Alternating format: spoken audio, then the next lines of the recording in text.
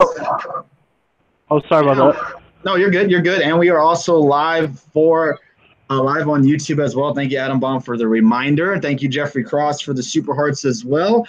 Quite a bit to talk about tonight. We got Slammiversary tomorrow night, so we'll touch on that and give our predictions for the show tomorrow night. What's up, Reverend? How you doing? Hope you're having a great weekend so far. We have some Slammiversary news because a match that is supposed to happen at Slammiversary is in jeopardy because someone may have gotten injured. We'll also touch on the huge announcement coming to Monday night from Stephanie McMahon. I think we all kind of know what's going to be happening there. What else do we have to talk about?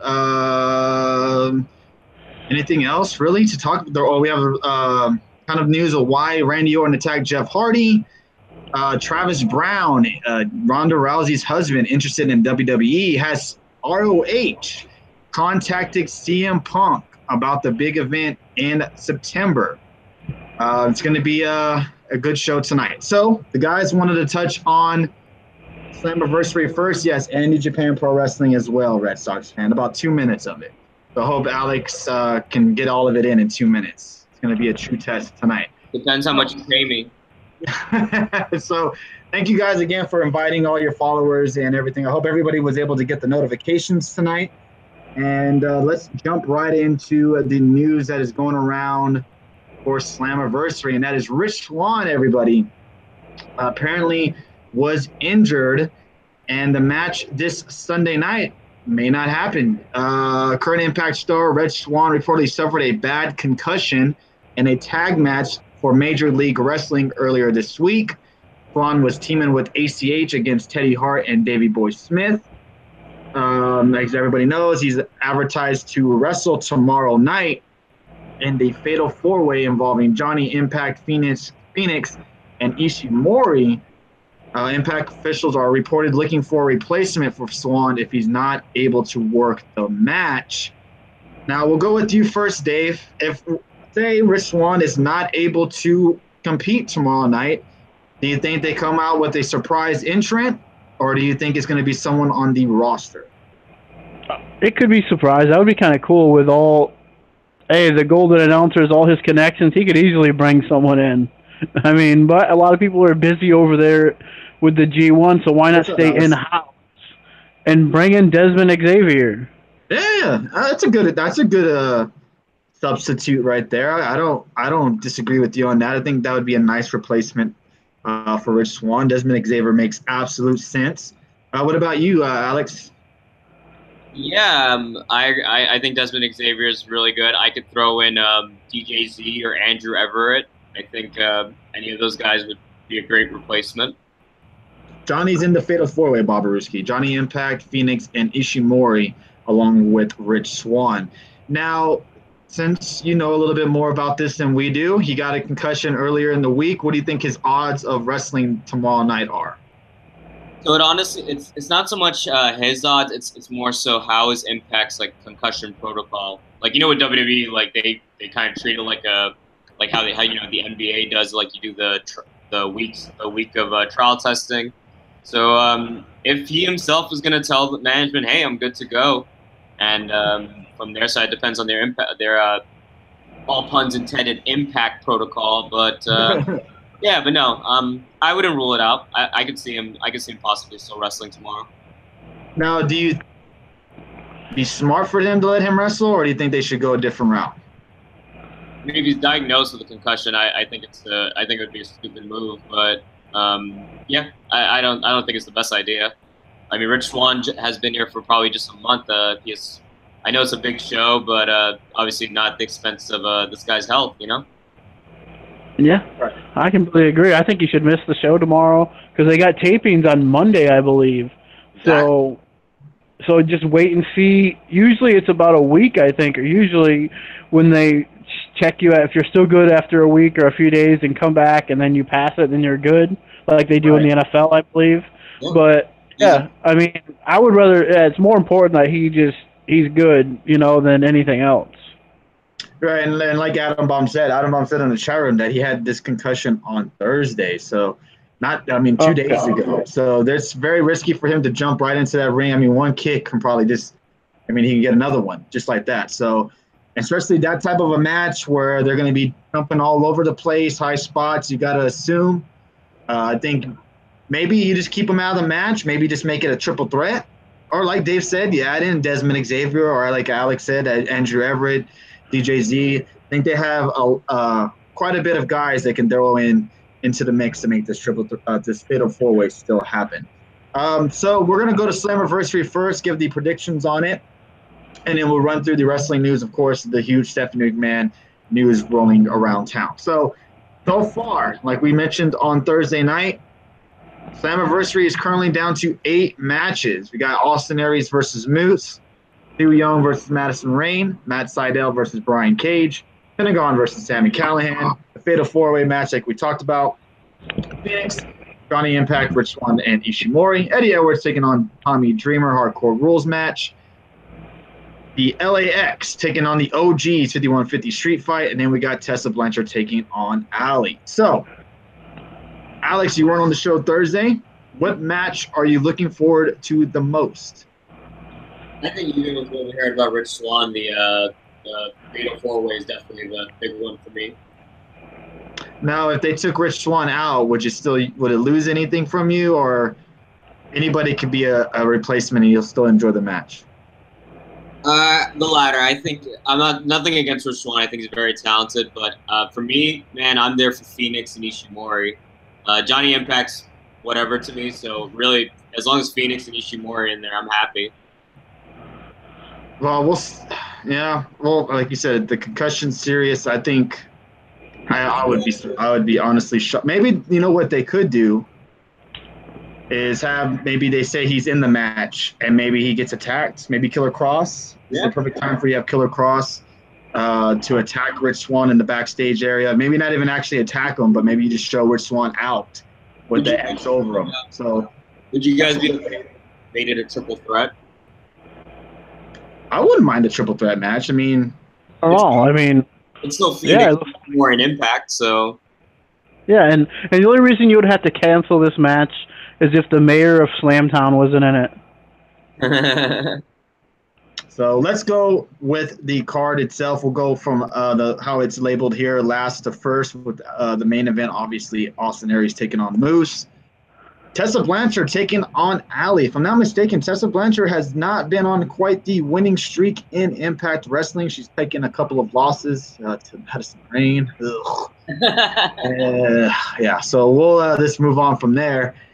Alex, I'm sure you're looking forward to this match, Tessa Blanchard's first pay-per-view match. Your thoughts and your prediction? Yeah, I'm hoping this is really just to get Tessa back, get some momentum back. I mean, like you said, she started off losing to Madison Rain. Yes. I think it'll be a good match. I don't think Ali's terrible in the ring. I just think, I think we've said it, like, her character right now, there's nothing really to invest in. But I think for the match quality, I think it'll be a good one. But I have Tessa winning this, hopefully. Hopefully. I'll never say with absolution. You lost to Madison, no recovering momentum. Yeah, you lose to Madison. Your career's going downhill. Tessa needs a win. She needs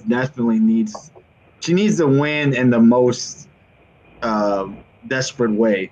Cool. You met Jimmy Jacobs last night? Awesome, dude. That's pretty awesome. What about you, Dave? Tessa Blanchard, Ali.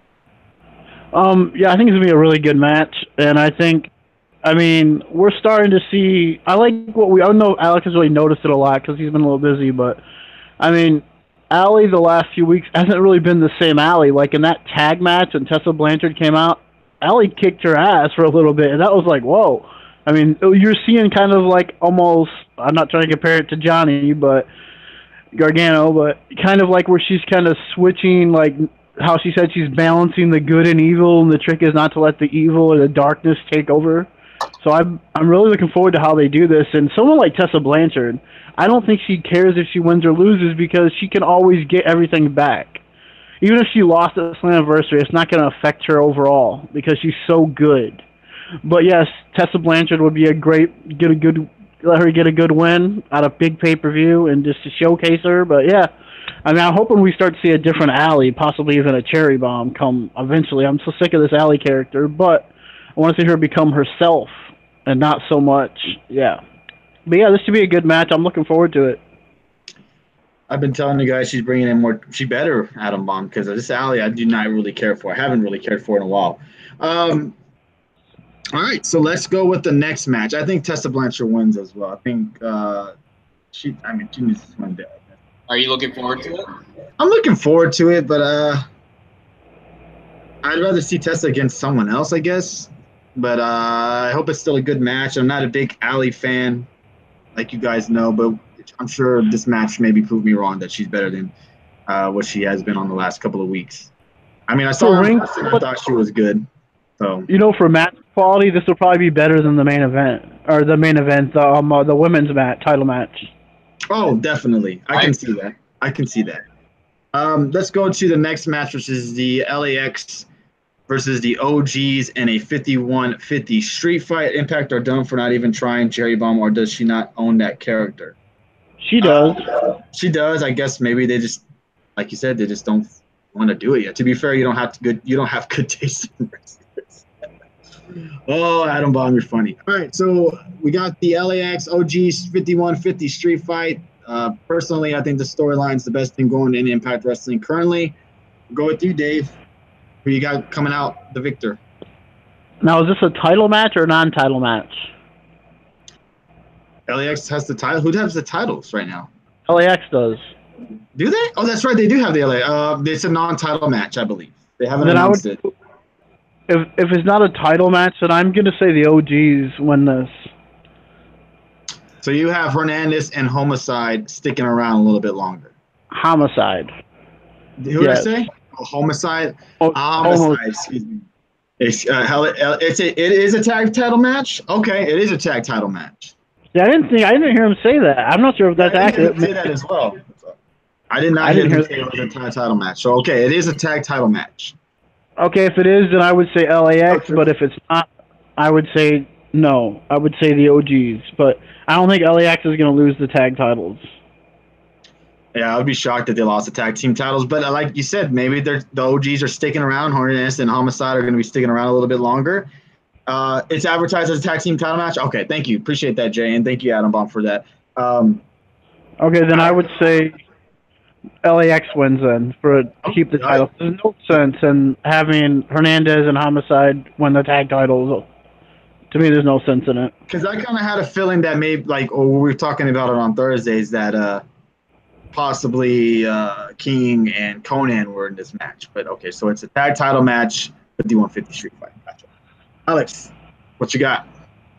Yeah, I have so if it is for the tag titles, I have LAX taking it. But yeah, I've been catching up on that. I do agree. I think the storyline has definitely been very intriguing. Like the little dissension between the OGs and the current breed of LAX. So, yeah. Yeah, sounds familiar. I know. But no, I think it should be a good match. I think LAX is one of my favorite tag teams today. So, yeah. Yeah, I mean, it's really interesting, too. I mean, I thought it was going to go the other way, honestly. I did. I thought it was going to be Hernandez and Homicide teaming with Conan, but it was the opposite way, so yeah. Yeah, the storyline has been very good. I think the OGs win. The storyline sticks around a little bit longer. But, I mean, odds, I would say LAX probably will win, but I have new tag team champions. You know what else I think happens with the storyline? I think they all end up coming together in the end. Not this match, but down the line, I think they all just form a big, gigantic LAX again. That would be interesting. Now, I wonder if how long Hernandez and Homicide are staying around. That's the big question, is if they're staying around for a while. Yeah, we'll find out by next week, though, because the taping's Tuesday, so yeah. Yeah, if they went tomorrow night, you would have to expect them to be sticking around for quite some time. So we'll find out tomorrow night. I hope they got their interest. Edwards, Dreamer, House of Hardcore Rules match. I know everybody loves this feud going on in Impact Wrestling. Oh, gosh. Alex, what you got? I think the fans will win Lucha. once this match ends. We will be the winners. I guess keep putting over. So this is I know this is not the day to do it, but can you just give me a quick run through with what Edwards has been doing? Has he just been snapping still, from what I understand? You mean Sammy Correct. Callahan? Yeah, yeah. So he's becoming Sammy. Yes, he's basically becoming a mimic of Sammy Callahan in a way. Have you seen his last promo? I mean, basically, just like Sammy Callahan. All he was forgetting was the spitting and using everything over and over and over and over again, and then he would have been exactly Sammy Callahan. So yeah, he's been acting kind of nutty the last couple of weeks. Yeah, then I'll go with Edwards, and based on what you guys said, I think we'll see the full transformation tomorrow. I think he's gonna go full spitting. Oh god, I can see a passing of the torch as Eddie becoming a Tommy, just more versatile. Oh, Eddie Edwards he's talented, man, but his promo skills are absolutely fucking horrible. It's just bad, and I don't know if they don't tell him that in the backstage area or what. But Jesus Lord, him saying Tommy made me want to rip my ears off. Dave, prediction. Hey, I would give Eddie all the credit in the world, like I did on Thursday. Like, hey, he's going out there and not being the same. Yes, I agree with you on that. The whole boring good guy baby face, just the plain baby face, type deal he was before. Because he was bland, he really was. A new character he's trying out. I think he's doing. Hey, it's tough to try something new. It really is. So he's out there doing it. So yeah, I mean, but overall. Hey, even if he does have zero charisma, he's still out there doing something different. I mean, look at what Matt Hardy did. It's not the same, no, but he went out and he changed his character completely, kind of like what he's doing right now. Whether it's working or not, I mean, that's to be debatable. But yeah, I think Eddie wins, but I think shenanigans. I think something happens in this match where someone comes out and interferes. So I'm not saying it's going to be Raven or something like that, but I'm just saying someone helps him. Can I nitpick real quick? And it's going to be something slightly, and it may not even bother you or Alex for that matter. If you guys didn't know, Impact Wrestling was running a Slammiversary marathon on Twitch today. They, I think, showed 4 Slammiversaries. I'm not sure which years, to be honest with you. I know the Dallas one was one of them. But they're showing different Slammiversaries throughout today. And then they were having special guests. And guess who were one of the guests? Who's that? Eddie Edwards. Crazy Eddie? No, not Crazy Eddie. Out of character? Out of character. I don't like that. No, that's not a nitpick. I think that's just our issues with continuity. I agree. I don't like that. I don't like you having him sitting there discussing Slammiversary with Moose right next to you. I mean, come on, man. Oh, we will get into continuity when you talk about how Stephanie's going to bring all the women in the ring on Monday and do a yes chant together. Right, and hug each other afterwards. Don't forget about that. Okay, let me counter. We got to be fair, though. We got to be fair because remember how we gave it to Nia Jax and Alexa Bliss during that WrestleMania, the press conference when they announced that it would be in New Jersey next year. And they had the women there, and they had 2 women who are facing each other at WrestleMania, sitting right next to each other. They're in the press conference, smiling and talking to each other. And that was fucking Alexa Bliss and Nia Jax. So, I mean, you got to be fair. But go ahead. Let me play devil's advocate really quick. Okay, do you guys enjoy up, up, down, down? Like when they have all the I understand that, but I understand that. But see, to me, it's not affiliated with the WWE. You know what I mean? Okay, but it's still isn't up, up, down, down still part of WWE though, or is it just all Xavier Woods? I know what you're talking about. I don't like seeing Samoa Joe playing with Xavier Woods. Okay, yeah, all right. I can weird, see but okay. I can see how that could bother someone, but you have Eddie Edwards, who's going through a psycho outrage, who can't be handled, who's attacking wrestlers he's not even wrestling. You know what I mean? And then you have him on a Twitch Yeah, show, I agree, chatting with the chat room and talking about Slammiversaries, and he's just normal self. Like I would like to see Crazy Eddie 24/7 if he's on my TV screen. You know what I mean? Yeah, I understand, and you're saying that it's affiliated with Impact too, and I get that too. But even though it's not, we still know Xavier Woods and all of them are all WWE superstars, and they're basically all out of character playing games and all that. The same thing, a little bit different. They're watching a show or whatever. But yeah, it's a little bit different than like, hey, we're all buddy doing all these fun jokes on people, and you have Seth Rollins there playing other people like The Miz and these Madden challenges or whatever they do there. But yeah, I mean, it's very. You could say the both. I was just saying both on both sides. You could say on both sides, it's like kind of out of character for all of them. I agree with that you. was back. Seth Rollins was like the heel. Seth Rollins. He's over there playing video games with all the guys. I know kayfabe is dead. I know. I'm gonna have to get rid of the internet. Yeah, I understand. It just sucks, man. It would have been nice to have him on the show, but still be crazy. You know what I mean? That would have been pretty cool. But you make a good point. The Miz does up, down in characters sometimes. Oh, he does? That's got to be pretty funny. That's got to be pretty funny. Yeah, but also I think it's kind of cool that Impact is doing that. They're putting I think have watch along type thing. Yeah, it's kind of cool. I agree with you. That's a great way to promote your show and hopefully get more people to buy it. I agree with you. That's 100% smart on their point. I agree. That's not a bad idea. That's smart. But when you have like certain guys on the show, they should still be in their character. I would think they would do that. But anyways, let's move on. Dave, you have who winning? Dream. You said Eddie with some shenanigans going on. Yeah. Maybe his wife gets involved, possibly. I think The Miz does a great job of staying in character on and off. Yeah, The Miz is one of the best at doing that. I would have to agree with you on that, Jay. I agree with you on that. I think Eddie wins too. There's no reason for Tommy Dreamer to win this match. Absolutely. He's like 80. There's no reason for him to do it. I've been experiencing more actually easy to be normal around people you like. That's true. I mean, I get you. Phoenix, Johnny Impact, Rich Swann, Ishimori. If the match is still scheduled to go on, what do you got going, Alex? I'll go. I have to do Johnny, right? The first match since April, right? It's been a while. Yeah, he's been out for a while, selling the Kong injury. Yeah, I'll go with Johnny. Dave? I'm going to go with the returning Ishimori. The Bone Crusher. All right. Bone Soldier.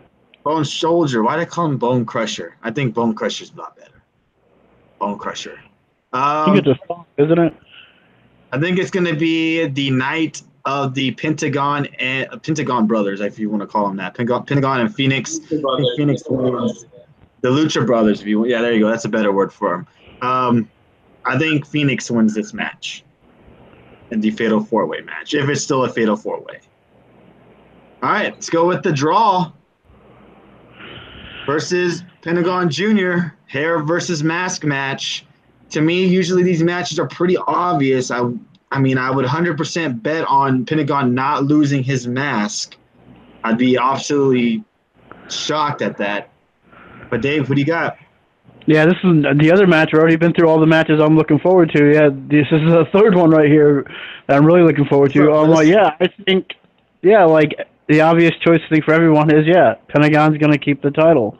But man, Sami Callihan has been killing it, though. I mean, he really has. I mean, he's been basically putting Impact on his back by himself and basically doing a lot of this. I mean, seriously, he's killing it right now. Appreciate and all this stuff with followers. I mean, geez, yeah. I mean, he's killing it everywhere. So, yeah, I agree. Yeah, I wouldn't be surprised if he's Impact champion sooner than later. So, yeah. But, yeah, I'm going to go with, Pentagon. But I think it's going to be a great match. Probably steal the show right here. If the 4-way / triple threat doesn't. Okay. Again, I'm sorry if I'm not saying hello to you guys in the chat room. Periscope's acting up again where I can't see anybody's names on the bottom of the screen. So if you don't mind sharing and retweeting the broadcast, I'd really appreciate that. And thank you guys for joining us on this Saturday evening. That is a bad thing about a match where a luchador puts a mask on the line because they won't lose it. More than likely, they won't. It's very rare you see guys actually lose their mask. But in the it's a match. cool, old school match, you know. You don't see it all the time anymore. Yes, we see it a lot in WCW. Jericho would take everyone's mask, but I think it's a cool concept. I like it. It's hasn't been done in a long time. And Adam Bomb says that he thinks Jericho is going to cost Callahan the match. Is that even allowed that Jericho could show up on an Impact event and do that? If That's not gonna. Jericho's not going to do a New Japan show in the U.S., why would he do But it? yeah, they would go bankrupt just to afford him. Could they possibly do a? I don't know if there's any legal to this. I'm sure there is legal involvement in this. Could they show him on the screen? That I can see happening. Or I could see this happening more than Jericho. What if the villain cost him the match? Ooh. That's more likely. That's okay. Okay. Yeah. All right. That could happen. It is in Canada, so I mean, okay, Jericho. And he's not a part of the he's not technically signed with the WWE, but he's pretty much signed with the WWE. I mean, his loyalty is towards Vince McMahon, right? Yeah. Now, loyal to T to where he wouldn't even show up and do a New Japan Pro Wrestling American show. So we're supposed to believe that he'll do an Impact just because him and Callis are good buddies. I don't see it happening. Maybe him on the Videotron, possibly. But the most logical one that Dave mentioned was the villain shows up. Yeah. But an interesting thing is, though, Jericho said he wouldn't wrestle. This is interesting. I don't think it'll happen, but he said he would not wrestle on American soil unless it's really big money. Well, this is in Canada. It's not American soil. So, I mean, that's interesting, too, because it's not in America. It's in Canada. I'm not saying he's going to show up. It would be cool, yes, because Jericho's the one who got Don Callis' job anyway. So, I mean, and Don has said that before that he would love to get Jericho just to be sitting in the crowd, something like that. You know, to kind of, but I don't think Jericho would ever wrestle for Impact Wrestling. He could. Anything's possible, but just imagine this: if there's a Titantron, which I think there would, and you see like Marty Scurll up on the Titantron up there, and then it just or you have Jericho and Scurll on the Tron. You know, you can have both of them on there if they want to go all out and get some buzz. You can put both of them, but Marty Scurll would be excellent to have in this role. Come out, cost them the match, and play up to the Jericho cruise. I absolutely agree with you on that. All right. Alex, what do you got? Yeah, like you guys said, I have Pentagon. Sorry, Sammy, the ponytail is not hiding your ball spot, so take a buzz cut. But to comment on more so Callahan, I think my issue was more. I think now that I'm seeing Callahan, now that he's not with Eddie Edwards, I like him a lot more. I think Eddie Edwards was the dead weight in that feud, if we're being quite honest, because. I love the stuff he's been doing with Pentagon. I loved when it was such a simple trick when he showed up with the Pentagon get up to help Phoenix, and he started to beat the shit out of him. Like I like that. Like Dave said, even though it is predictable, I always have a soft spot for those old school feel matches, like a mask versus hair. It's like the old school way of getting heat. And yeah, I'm feeling what Sami Callihan's doing. I think. Moving away from Eddie Edwards made me appreciate him more. Oh, yeah, Alex, I want to ask you something. What was your thoughts on the whole stuff we got backstage from Impact with this whole Pentagon and Sami Callihan stuff? What do you mean? You know, like when they went looking for Pentagon backstage and then he just showed up out of nowhere and just started breaking the Chris brothers' arms and stuff like that? Oh, man, I mean, Pentagon... I mean, you watch Lucha, like that's Penta at his best, like that when he's just this brutal guy, guy. So I love it. I like the brutality, and I agree. I think this is gonna be a really good match. Okay, so OV is definitely getting some shenanigans in there, but oh yeah, definitely. OV might have. I saw their Impact actually. Adam put a preview of their new theme song on their Twitter. If you haven't gone and check it out, OVE is going to have a new theme song. Really? Yeah. It actually sounds pretty good. I saw it. They have like maybe like a minute clip of it. It actually sounds pretty good. I'm looking forward to actually hearing the whole thing. So, yeah, OVE is supposed to have some new theme song and new. It's a new Titan or new video to it too as well. Could both Jericho and Scroll help Pentagon? I think it's possible. I mean, it's more possible Scroll does, especially since Impact and the ROH kind of have a working relationship a little bit with Aries going over to ROH. So it's a possibility that maybe they ask if Scroll can show up. It's possible. I would be surprised as hell if Jericho showed up. Well, I don't think they even have to ask because it's like they're already sharing Ishimori right now. So, I mean, it's kind of like I think whoever Don wants to bring over with him, I think, because I think they got kind of the same relationship all the Impact guys do when they wrestle everywhere else. Like Madison Rayne is wrestling ROH, so I think there's obviously something there. If OVE gets involved, would it not make sense? Yes, it would. Oh, Brandon Coutinho in the house. Oh, hey everybody! Quick congratulations to Brandon Coutinho who's dropped. I can't see that he's in here, so thank you for letting us know that.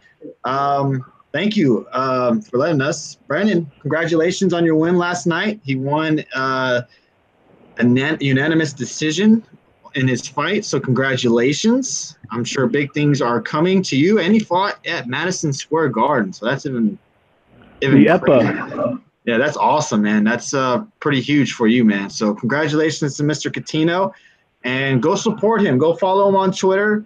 I'm sure he'll have some new shirts coming out soon, and go check out the YouTube. I think it was on. I'm not sure what the Glory YouTube channel is, but his fight is on there, so you can check him out and watch him destroy people. So thank you again for your support, Brandon, and congratulations last night. All right, so let's move on with the show. I also have Pentagon being the winner of that match. I think it's just too obvious when you have a mask involved. But let's move on to the Matt Sydal, Brian Cage match, Impact X Division Championship. Alex, what do you got? I think Matt Sydal wins, and I think someone's going to interfere. I don't know if Kong is going to still want to fight Brian Cage, or even Killer Cross would get involved, but I hope it's a good match, man. Because to be honest, and I know everyone's going to say I'm a Sydal hater, since I've been watching Redemption, his matches have been pretty underwhelming. Okay. So, do you maybe hope for him to lose the title, or are you okay with him keeping the title if he does? Or I mean, I like the invited followers. I mean, after seeing that match with Kong, I'm liking Brian Cage more, so I wouldn't be against it. But in terms of the traditional sense, yeah, I think Sydal should keep it. How about Brian Cage, Congo Kong for the X Division title? Wouldn't that be something? Wouldn't that be something? All right. So yes, Sydal. Might as well Brock Lesnar on 205 at that point. Right. So you have Sydal winning with some shenanigans happening. Yeah. Okay.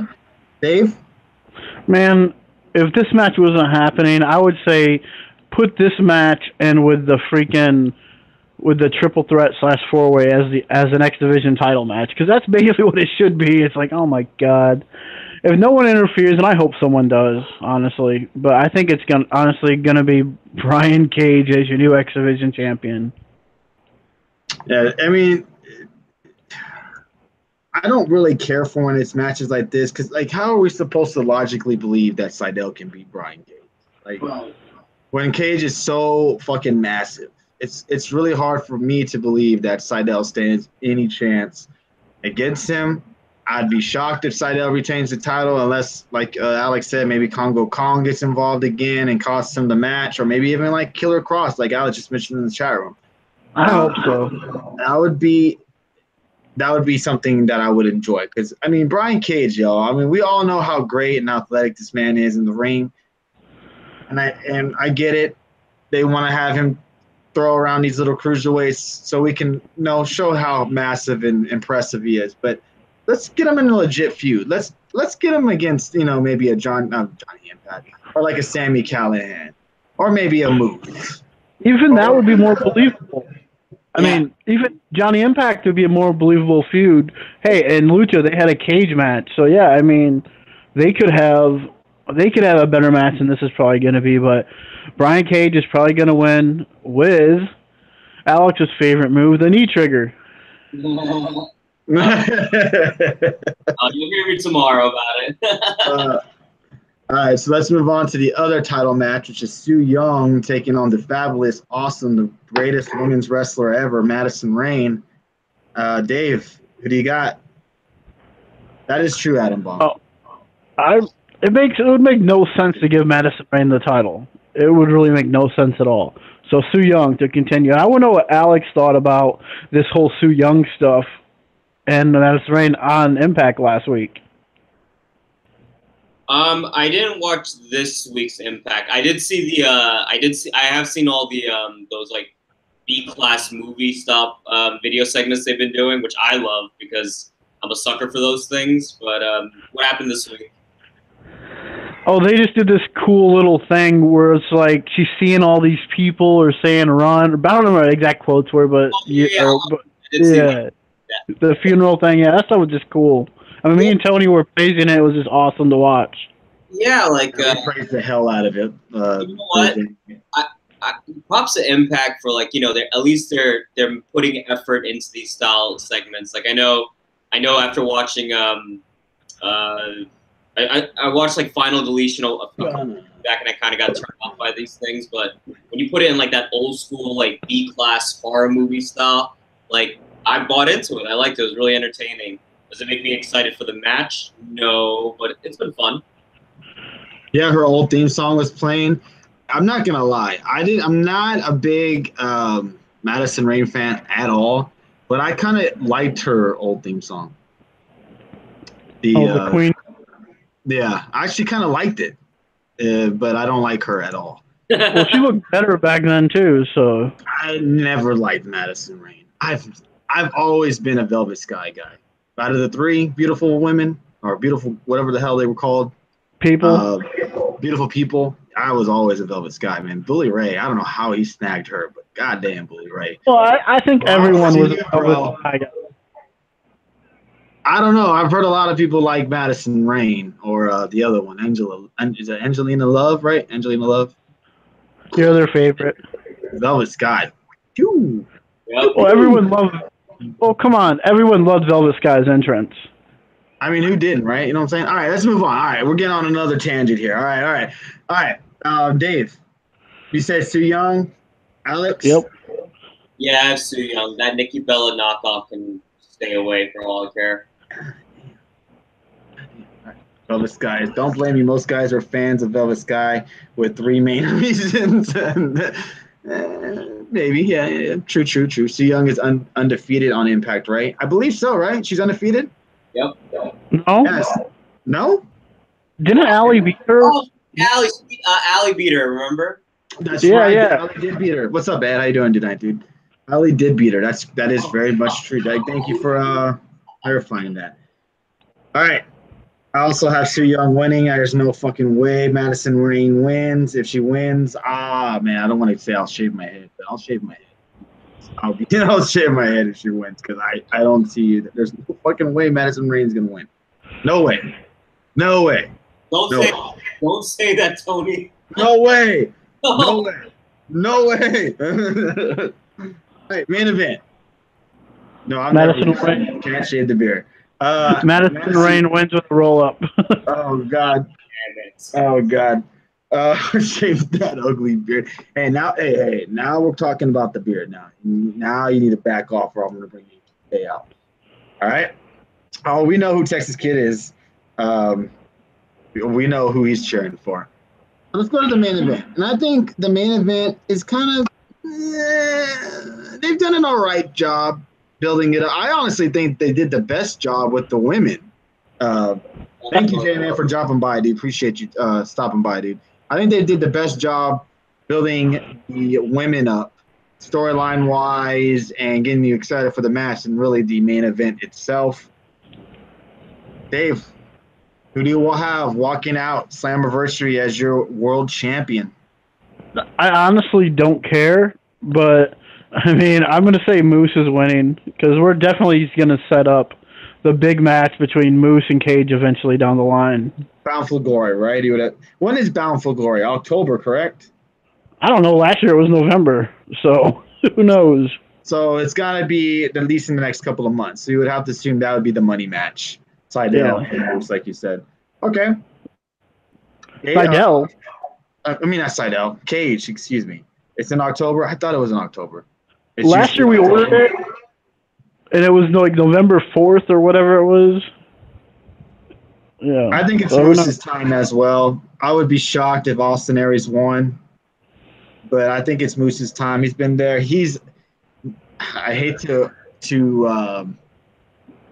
do sports, compare sports and wrestling because they're different in all aspects in some ways. But we just got DeRozan, who was traded to the Spurs. He was loyal to a T to the Raptors. This is what reminds me of Moose. He's loyal to Impact Wrestling. Like I was like, what the hell? he's super loyal to Impact Wrestling. Like I've never seen a guy.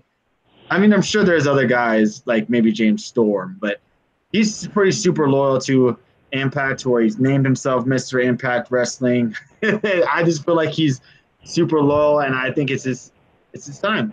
This is Leave like it to Impact Tony. Wrestling. Thank you. Leave it to Tony to throw the Spurs in there, and we're talking about Impact Wrestling.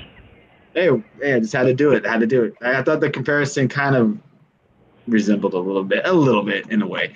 All right, Alex, who you have walking out? I have Aries. I think I agree that I think Moose. I think Moose should be champion, but later this year. But I don't think tonight. And I mean tomorrow. I'm not really that excited for it, honestly. Though you know what this feels like, and I know everyone hates when I make WWE parallels. But I am just an infant when it comes to Impact. But it kind of feels like Rusev and AJ. It's like one of those B class. I'm not saying Slammiversary, but it feels like when just a random challenger just shows up and challenges the title champion. You know it's kind of just a placeholder, you know. So I have Austin Aries winning. Could Impact do this? Before I go to y'all's prediction of the match of the night.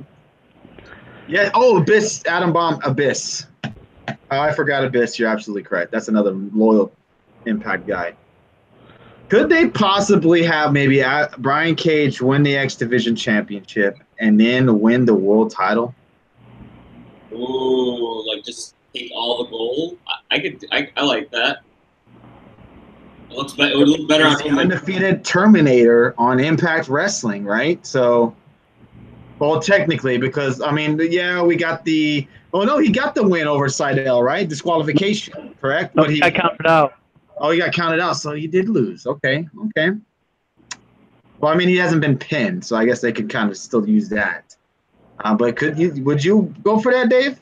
Brian Cage? Well, because let's not forget. Remember back in the day when Austin Aries introduced Option C or whatever it was called with the X Division title? They used to do it for Destination X. I don't even know if they do Destination X anymore. But they could use that and say that, well, for Bound for Glory, if you want to cash in the X Division title for a world title shot, they could do it like that. And he's going to. That's smart. Yeah. That's smart. Yeah, this is easy way right here. Is an easy way to book Bound for Glory. You have Moose win. You have Cage win the X Division title to eventually drop the title to get the title shot against Moose at Bound for Glory. Makes perfect sense. Alex, would you rather have them drop the title to Moose on a TV show, on a TV taping?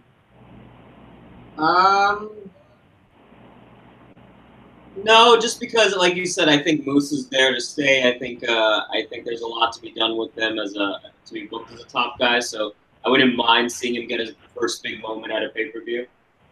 Yeah, and how funny would it be to see someone do the Austin Aries first invented this Option C on him? Yeah, that's very true. That's very true. Involved in this, I know it's early for him, but what if he just destroys both of them? I mean, it's definitely Slammiversary is looking like a good show tomorrow night. I predict it'll be better than Extreme Rules. I know that Slammiversary is going to end with like something. Again, no pun intended, with a big impact. Like I don't think it should just end with like Aries, Moose, Russell match over. You know, gonna have Moose winning, D'Angelo Williams cheering, and he's gonna turn on D'Angelo Williams and throw him through a glass window. And that's raise up the title, and next week we're going to get D'Angelo Williams taking on Moose for the Impact World title. See, this is what I think is going to happen. I think we're going to see some New Japan parallels. Moose is going to win the title, celebrate, and someone comes out to challenge him. Maybe someone new. Kind of like they do in Japan, where when Okada used to defend the title and then he'd be done, and someone would come out to challenge him. Yeah. All right. Before we move on to the rest of wrestling news going around town, Dave, prediction match of the night will be. This is a tough one. I'm just because there's going to be three amazing high flyers. I'm going to go with the triple threat / 4-way. Okay. Alex. Yeah, even if Rick Swann isn't there tomorrow, I think the triple threat or fatal 4-way will be the match of the night. I'm gonna go LAX 51-50 match. Okay. I think that's gonna. It should be brutal. I think it should be brutal. And if Madison Rain wins, I'm gonna cry on the show tomorrow. And also, I would probably watch the show. Honestly, I would not watch the main event if Madison Rain honestly won. Hey, and let's not forget, Sammy and Pentagon probably could have a match stealer show too. So I mean, I think any of those three main matches that we talked about are probably all the three we're all looking forward to. I mean, any of those three matches could definitely steal the show. Yeah, so don't forget, everybody, we will be live tomorrow night after Slammiversary goes off air. Dave, Alex, I believe, is joining us as well. Adam Baum is going to be on the show tomorrow. I think we're going to have some other people trying to join us as well. So it's going to be an interesting show tomorrow night. It's going to be more our second Impact pay-per-view post-show, I believe. I think our first one, in a while since our first one. And I'm looking forward to it. I'm curious to see what kind of all right, Brandon, looking forward to seeing you here tomorrow night. I'm curious to see what kind of outcome we get tomorrow night. I just want to thank you guys, from the Get to Tables to you guys in the chat room and people who watch the replay views and stuff like that. This past week has been quite the ride for the Get to Tables podcast. If you hadn't noticed already, we are the gold emblem now on Periscope. And it was because of you guys. We got featured Sunday night, and us getting featured again got us the gold status. We got the gold status, and the last week we've had over 11,000 viewers. So thank you very, very much. From Sunday night show, between Tuesday night show and Thursday night show, we've had over 11,000 viewers. So we really do appreciate you guys coming in here every night and showing your support. Next is getting to the super broadcast status, which is, I think, is like 30,000 super hearts away. We'll get there eventually. But I just wanted to say thank you very much for getting us to that golden tier. So let's get to the big announcement that's going down Monday night, which is dealing with Stephanie McMahon. Yes, we will be live tomorrow night, Alice. We'll be live right after Slammiversary goes off air. It's kind of a spoiler. So if you guys want to be kind of surprised on Monday night, well, we're guessing. We don't know what the announcement is going to be. It's more of a guess, but it's pretty much what's going to happen. It's a rumor, innuendo, but it's most likely going to probably happen. So if we're wrong, don't blame me. All right, so Stephanie McMahon historic announcement Monday night will be announcing and revealing the new WWE Women's Tag Team Championships. According to Reddit, who has worked with WWE in belt design before, D Vizzle is the username. The new titles will be debuted this Monday and will be similar to the Men's Tag Team Championships. The belts will follow a similar design to the men's belts, though on white leather. The WWE logo will be much more prominent, and the gladiator helmets will be more feminine. In addition, Stephanie McMahon will announce an all-female pay-per-view, which is rumored to be taking place September 30th at the Nassau Coliseum. Alex, how the fuck are they going to pull off a women's tag division? I told you guys, it doesn't matter if we don't understand how they're going to do it. They're just going to do it. And remember, it's all about the big announcement. It doesn't matter what happens in between. First, it was, hey, the women's revolution. Nothing, nothing, nothing. Hey, the first Royal Rumble. Nothing, nothing, nothing. So this is just another. Hey, we're gonna do this. So, I do remember Becky Lynch. I think on an interview said she would like it. I think we talked about she would like it if like it's just one pair of tag team titles and you can defend it on Raw, SmackDown, and NXT. So if you do that, I'm all for it. And that's what Adam Baum kind of said that in the chat, that it's going to be across all three brands. Now, if they do that, that's like the only reason. That's the only logical way it could work, because on Raw you have barely enough women to have a division. Same on SmackDown, and pretty much the same on NXT. But if you combine all three of them together, then it could possibly work. Yeah. Now, are they gonna? I don't know. How's it gonna work? Are they just gonna throw in random women together? We already have certain women tag teams, the Iconics. We have who else? We have the Riot Squad. Who else? Bailey and Sasha. Naomi and Lana kind of teased it. Yeah, so I wonder how they're gonna do it, and I'm looking very forward to it if they have it across all three brands. That's the only way I would really dig it. My three big things I'm worried about, though. One is the announcement. Not so much the announcement. Like, I'm happy that the women are going to get a pay-per-view, and if it's like involving everyone, like Raw, SmackDown, NXT, that'll be a lot of fun. But Stephanie McMahon, with her hypocritical bullshit, coming into the ring, announcing she's going to continue the women's revolution. So you're going to have everyone in the ring hugging and doing a yes chant. Sasha and Bailey might even hug. I don't know. Second, if it's not Raw, SmackDown, NXT, then good luck. Because look at how the men's tag team division's booked. You really think the women's tag team division is going to be booked any different? Right. I mean, it's going to be. Oh, sorry. Go ahead. It's going to be interesting to see how they're going to pull this off. My big thing. I swear to God, if this is leading to Sasha and Bailey becoming tag team champions after a year of all this shit, oh my God. The only way I could see it work with Sasha and Bailey, and Adam Baum kind of mentioned it, maybe they run a tournament at the all-women's pay-per-view. They run a tournament and say they do put Sasha and Bailey together, which it looks like it most likely probably will be. Unless so then we just wasted 8 months of investing in a exactly match. Exactly. So now here's the thing: you have them team up, they make it to the finals. The pay-per-view, ironically, next month after that is Hell in a Cell.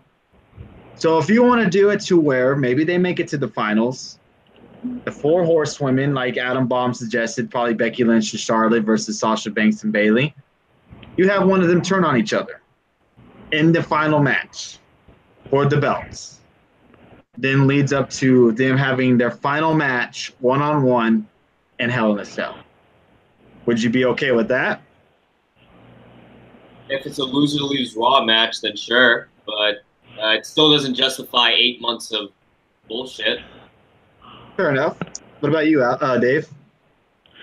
Yeah, I mean, it seems like the writing's been on the wall for this, because we've been saying for the last few weeks, like, why are they making them team up as tag teams? There's no tag titles, so it seems like if we get tag title pay-per-view, it seems like it would be interesting, and just to see if they do. I don't know if they do it across all 3 brands, which would be cool, but I could definitely see it doing Raw and SmackDown. So that way, which likely it's going to be Sasha and Bailey winning the tag titles, you could see them wrestling on SmackDown too, so that'd be a different change right there. But yeah, I mean, I don't know. I mean, the whole Stephanie thing, it's like they're making it seem like she's the face of all this women's stuff. And all honestly, it's probably Triple H. He's probably the one pushing all this, because he's the first one to put the women in the main event over on NXT. And then they wanted to see the success they were having, and so they did it on Raw, and SmackDown doing it on there. So yeah, let's not forget, it all started with Triple H. So I won't be surprised if he's behind all this. Yeah, I think this is gonna be a bad. I mean, look how bad the tag divisions are on the male side. Yeah. Like seriously, look how bad it's even being treated and booked. And then sorry, go ahead. we're supposed to believe that the women's division is going to be better all of a sudden when the women's division has been pretty much shitty the last couple of months. Yeah, one thing it does too, it gives the women another title to kind of the other women who aren't going to be featured in the main event, and for the women's title anyway, on either shows, and it helps them because it gives them something else to do. Because honestly, you could have. Well, like we've seen tonight, like Dana Brooke and Alicia Fox aren't going to be wrestling for the women's title against Ronda Rousey when she wins it. They're not. So you could easily make them a tag team and make them possibly win the tag title. You know, anything could happen. Give these women something else to do. So my other question. Oh, go ahead. No, I was just gonna say it would make more sense if they just did a 3-women tag team belt title, since we get our 6 women tags anyways. Why not just make a fucking women's mid-card belt? Yeah, that's what I was gonna say. Is that what this is gonna lead to? Another women's title, like the U.S. women's title or something like that? Is that what? Why not make a women's intercontinental title? Why not? Yeah, it would be a women's IC championship. I'm just worried overall because if you look at your women's champion on Monday Night Raw and SmackDown, given how they get booked. I'm all for getting the women exposure, but look at how your champions are booked right now. Yeah, it's not very good. Don't even get me started on Carmella.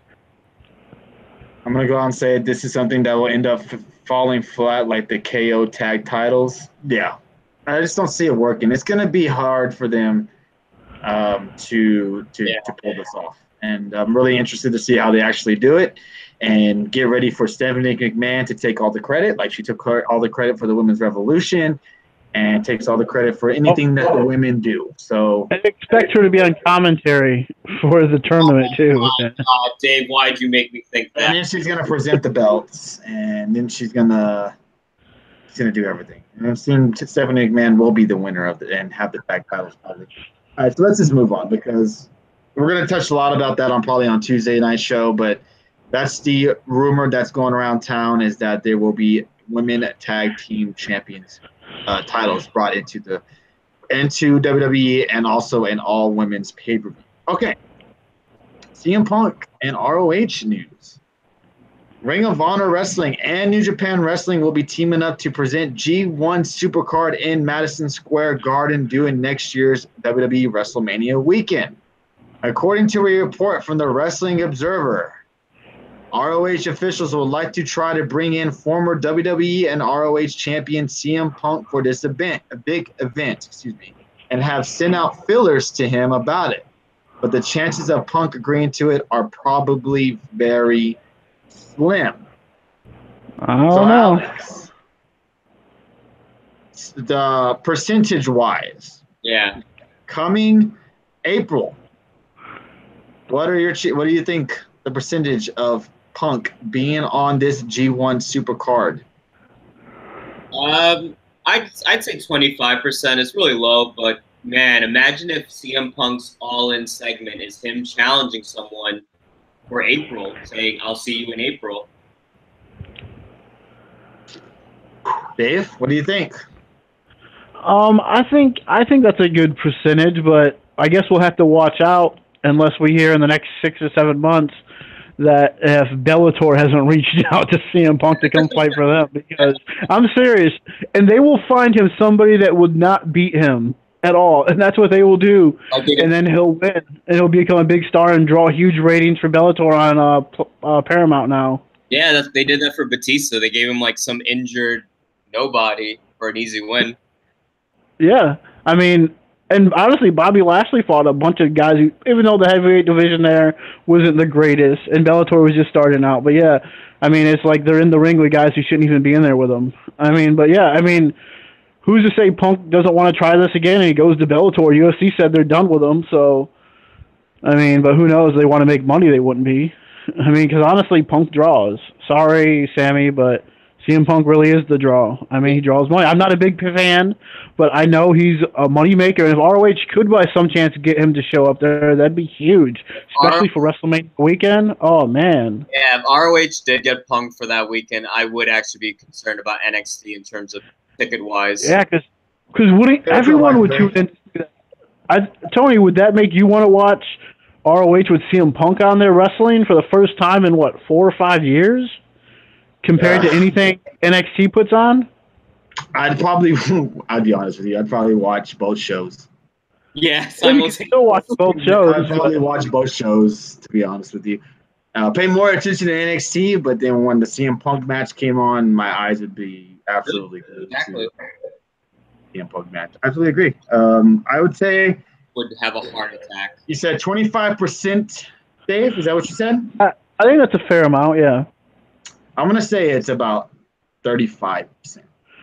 Okay, I think that's a little generous, but I even think 25% is a little generous. But I think 35% because the money, and I don't think he's gonna fight again. I don't know. If Bellator says here's Joe Blow, you can beat him in 30 seconds. I mean, come on, he's gonna get paid big money from Bellator just to fight. And they're gonna draw if he went to Bellator and fought some nobody, and they're gonna draw big, massive numbers for that too. CM Punk main eventing, maybe he wouldn't main event, but co-main event, Paramount episode or whatever, Saturday night special, however they call it. Yeah, that'd be I mean, he's gonna get money, big time. Plus he might get a take on if the ratings do really well. He might get a piece of that too. Yeah, and Red Sox fan made a good point. WrestleMania this year, WWE has a lot of pressure on them this year for WrestleMania.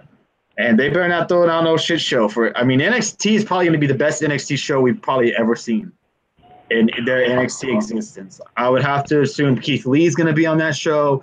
I would have to assume Lo Shirai is going to be on it. Right? I say her name right? Did I say her name right? Alex? It's I know the L trolls everyone. Gotcha. Who else probably will be on that show? I mean, all the big guns. Yeah, is going to be on that. Adam Cole won't be on it. So Adam Cole. Oh, go ahead. No, what were you gonna say? I was say Adam Cole will still be the North American champion, and he still won't be on that. Yeah. So it's gonna be. I mean, NXT and WrestleMania better bring it, or I should just say WWE in general better bring it this April because ROH, New Japan Pro Wrestling, is coming for your ass. WWE. Let's see what else before we jump into the New Japan talk. Let's go with Mae Young. 4 more Mae Young Classic 2018 competitors have been revealed, and they include 2 of the top competitors from last year's tournament. One of Europe's toughest grapplers and a breakout star from Southeast Asia, excuse me. One, Mercedes Martinez is returning, and Mia Yim is returning as well. They also announced, who else did they also announce? Killer Kelly and Crystal. A 24-year-old Crystal, the self-proclaimed queen of the Philippine wrestling, has competed throughout Southeast Asia, including in Thailand, Singapore, and in Malaysia. Since making her debut in February 2016, Crystal developed a love for sports entertainment in her youth when she would watch WWE with her grandmother, blah, blah, blah. That's just fucking Killer Kelly, do you guys know anything about her? I've seen a couple matches with her. She's solid, but nothing special. Yeah, she was. Tony, did you watch the UK show? Oh, okay. Tony, did you watch? I watched the tag match. I didn't watch the whole thing. But okay, yeah, but she was on there. She was on there. She's known throughout European scene from her punishing kicks and spine-bending suplexes. She brings a heavy MMA influence to her mat game. Kelly, whose vicious in-ring name was inspired by Portuguese fans' chants of Killer Kelly early in her career, holds the distinction of being the first women's champion in the history of the German-based West Side Extreme Wrestling promotion. And we all know about Mia, and we all know about Mercedes Martinez. So looks like Mae Young Classic is going to be pretty good this year. It's going to probably be better than last year's Mae Young Classic, you would have to assume. No, yeah. Go ahead. Go ahead. No, say. Go. What you got to say? I was just going to say, isn't Deanna Prazo in this Young Classic, or is she just one of the new recruits? No, she's in. She's in. She's also in as well. Let's see. Who else is it? Kavita Devi? Is that correct? Yeah, she's in there. Devi was revealed as the latest 2018 Classic competitor during a press event with Braun Strowman. Let's see. Debbie's groundbreaking performance in the last 32 women tournament captivated the WWE universe. In the show, she lost to NXT superstar Dakota Kai. Debbie, a former medalist in weightlifting, displayed incredible power at one point, pressing Kai high overhead. And that's about it. That's all they have of her. But your thoughts on that? She was trained by the great Khali. Don't forget that. Oh, I remember her now. I remember her now. I remember her now. So, yes, I remember her now. Thank you for that. I remember her now. Let's see. Is there anything else? I think that's it. You want to jump onto New Japan? Oh, and Jeff Cobb decided to sign with ROH instead of Impact Wrestling. Your thoughts on that, Dave? No, good for him. I mean, yeah, I don't know. He signed with, like we know, the whole deal with what it was with James Storm. It's like, do you want to come here for a chance to make more money, or go somewhere that's going to give you more money now? Because let's not forget what Moose did. Moose was there at one point, and then they offered him a chance to make money, and then Impact offered him more money and like a bunch of like 100 dates or whatever it was. I don't remember what it was exactly, but yeah, I remember that. So yeah, I mean, he chose the chance to bet on himself that he'll do good in the future, which is tough because you never know. You could start an NXT, and look how long it took Nakamura to get called up. That's very true. Thank you guys for the pumping of the hearts tonight. Very, very generous of you guys tonight. Winning the Mae Young. I'm sorry? What do you guys have winning the Mae Young Classic? I don't know, man. I would like to see everybody listed first. Is any of Ronda's friends in it? Any of Ronda's friends, he said. No, I think the finals will be Io Shirai and Toni Storm. Ooh, that'd be good. I want to see Deonna Purrazzo go far, though. Yeah. Yeah, we saw that she was recently signed. Keith Lee. I don't have the other names in front of me, but there was a couple of other signees. Chelsea Green, not one of them, unfortunately. Kind of shocked at that. Jeff Hardy is expected to take some time off to deal with various injuries related to his back and knees, and that is the reason why they had Randy Orton again attack him on Tuesday. Hardy has been limited in the ring of late and has stopped doing the Swanton Bomb at live events due to an injury with his back. He's also dealing with occasional numbness in his hands relating to nerve issues. Now, Alex, seeing all these injuries Jeff Hardy has been having lately, do you think it might be time for him to hang up these boots and retire? I mean, it's hard, right? Because like the child in me will always be a Jeff Hardy fan. So he's one of those guys that like. Even if he's been limited in the past few months, we've seen him. Like I always love watching him in the ring. I think he's definitely coming towards it. I'd love to see maybe maybe they could do like a heel storyline with him where he's like more corporate, so he doesn't use the swanton. He teases it, and it kind of when he gets healed up, then he can go back to doing it. But yeah, I think Hardy's definitely on some limited time. I mean, hey, he's done 20 years of crazy things and put his body through God knows what. I mean, if he was to hang it up, I don't think anyone would blame him. No, I mean, he's had a great career, and it's kind of crazy to think that he's the one battling with all these issues. You would think it would be the other way around, thinking it would be Matt Hardy, excuse me, dealing with issues. I don't know, because he had all the injuries in the past and all the crazy shit that he does. But I mean, they both done crazy shit. But yeah, but Jeff seems like the surgery, yeah, and all that. I think it's just time for Jeff Hardy to go, man. I think he's had a great run. I will miss him. I won't lie. I mean, I love Jeff Hardy, but I mean, is it really worth always getting hurt? I mean, this guy just came back WrestleMania time, and he's already going to be missing time again. And also go ahead. Go ahead. I'm not trying to use this as a judgmental, but he's been off the painkillers this has probably been like the first year or two he's been off painkillers. I mean, back then he was like trying not just hide it with the painkillers. Now he's off it. All that pain he's feeling, it's more noticeable. So, yeah, I think I agree, Tony. I think it's probably coming towards the end. Dave? I'm sure it is, but I think also, I mean, look at Jeff's career. Jeff was the crazy one of the two, always doing all these crazy spots off ladders and everything else. So it really doesn't surprise me that Jeff is the one dealing with all these injuries. And also, let's not forget what we always hear about WE. It's the grind, that long schedule. I mean, and when the last few years, when we were enjoying, a lot of us were enjoying Jeff and Matt and TNA. I mean, let's not forget they weren't wrestling every week. They weren't out there every day working. And yes, Jeff was still dealing with a lot of painkillers back then. But I'm saying the big difference is Impact Wrestling or then TNA was only taping a couple times a month, so you're not wrestling every week. And an injured Jeff Hardy, I mean, look at that match he had with Nakamura on SmackDown was a damn good match, and that was him injured. I mean, I was just like, man, if he's injured like this, geez, how good could his match be if he slows it down a little bit? You know, Yeah, just he definitely. don't do all these crazy spots.